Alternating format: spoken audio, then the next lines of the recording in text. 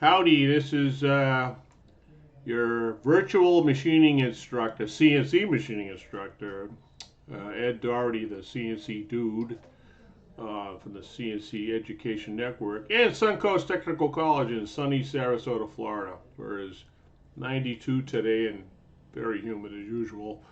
It'll be like this all the way to October with an afternoon rain, but at least we can go swim it every day. I'm going to talk about G-code, basics of G-code. And we have a simple part here. And I'm going to use some Mastercam for demonstration purposes. But it's a plate that's 375 thick. It's 3 inches long. Oh, let me go here. 3 inches long, 2 inches wide, 375 thick.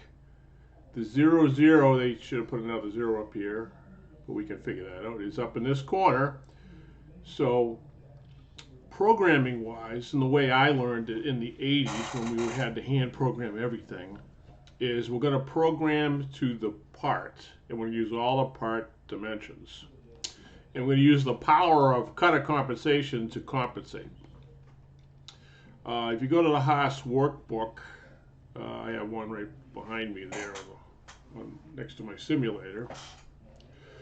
There's exercises in there. One's like a linear interpolation exercise, and where they tell you plot the center of the tool. And then you go into cutter compensation, and the discussion is about using cutter compensation to your advantage to write a program just using these print coordinates, because it's a lot less math. And when you get into angles and stuff, it actually requires trigonometry. And my motto is, let's use the less math method. So in this case, we would like face mill the top. So let's say we have a 3-inch diameter face mill, and we want to start like over here somewhere. And we're going to go somewhere in the middle and go all the way across. That would be tool 1. Tool 2 would be to cut this rectangular shape. And tool 3 would be drill these holes, right? So, and this is an isometric view of the plate.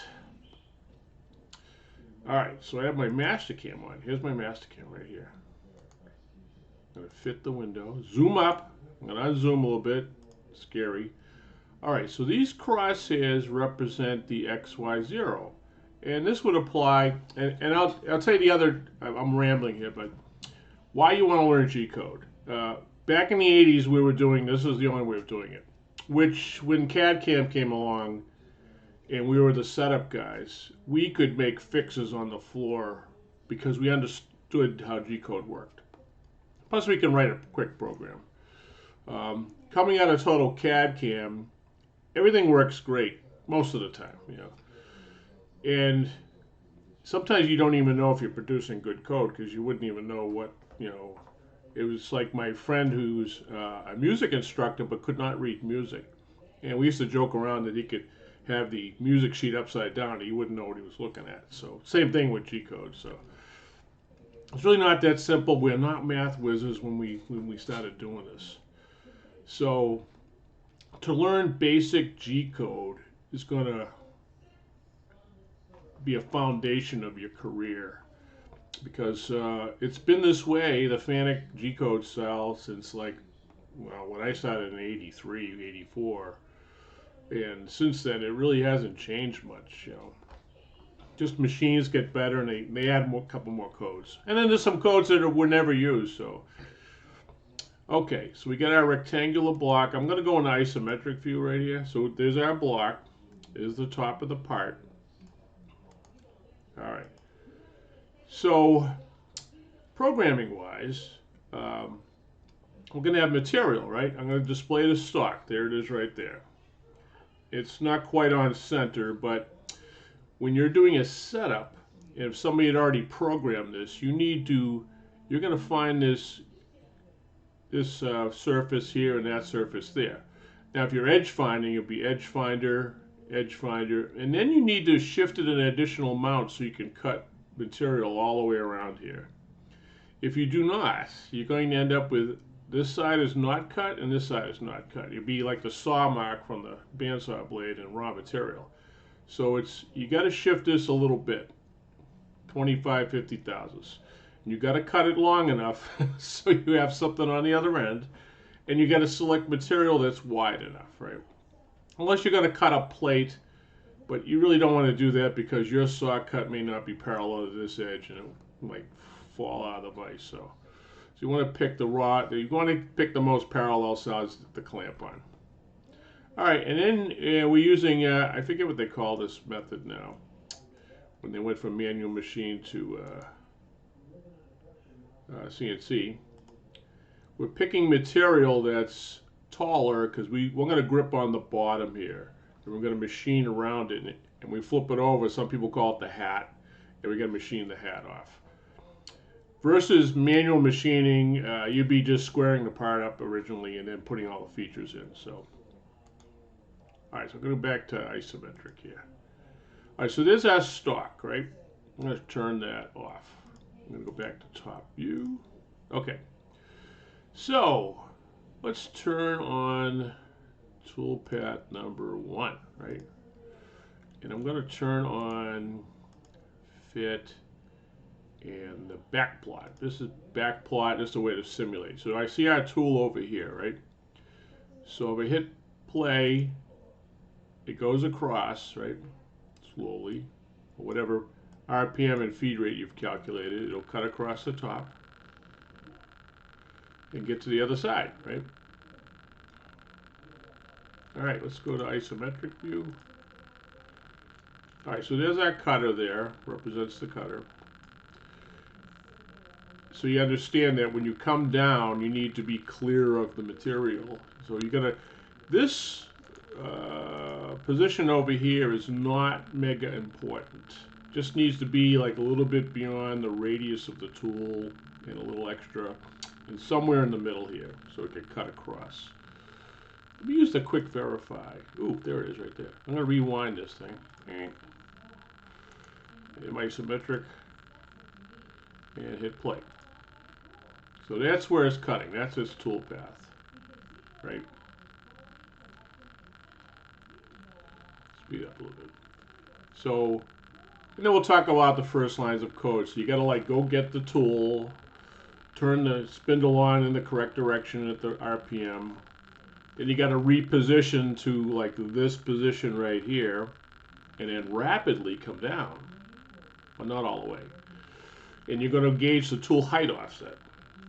And then you're going to slowly feed to the cutting level you want. In this case, it would be Z0. You're going to create Z0. And you're going to go across from here to here. So you go from this XY coordinate to this XY coordinate. Okay. Pretty simple. All right. Let's go to tool number 2. Basic end mill, right? Turn the path on, and let's see, is that on correctly? That looks like it's not compensated. Fit, and top. All right, let me go to my parameters for a minute here. What parameters? I got control on. I want to have where. Okay. And we got to regenerate the code right there. Okay. This is the tool path we're going to take. And actually this has got a corner rounding feature. Let me get rid of that. All around corners, none. Okay. Regenerate. There we go. This is going to be pretty much what you do with manual code. We're going to, let's hit play. Where's the play button? Here we go. Hit play. I'm going to turn off the tool holder. So we just have the tool only. This is a 1/2 inch, a 375 end mill, 3/8 end mill. Okay, hit play. All right, that's where we're going to go. We're going to go, that's our path.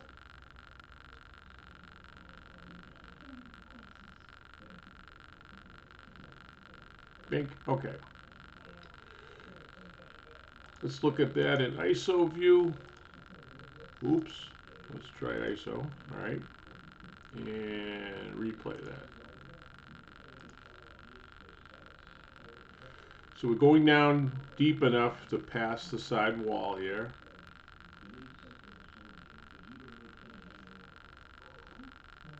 All right, there we go.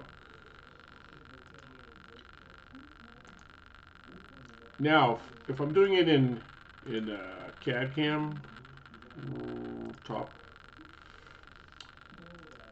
Right now I'm using wear compensation, which means it's going to put the tool in the right spot, and I don't need to say what size the tool is when I go to set it up. I just set the length only, and I leave the geometry at 0.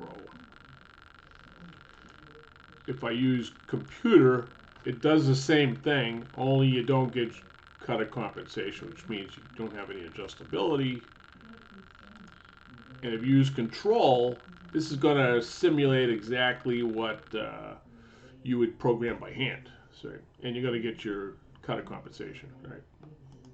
So this one is programmed. Let me hit play again. Play.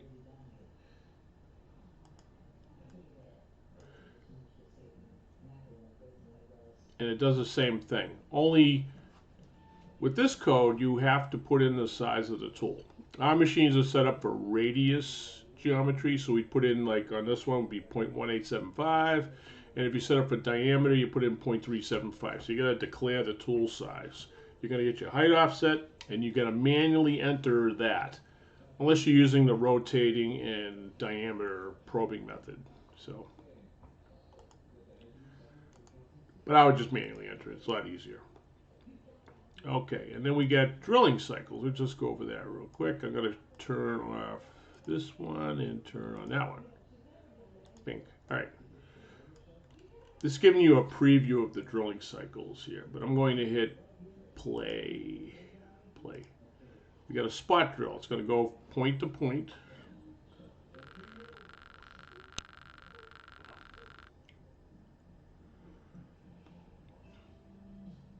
All right.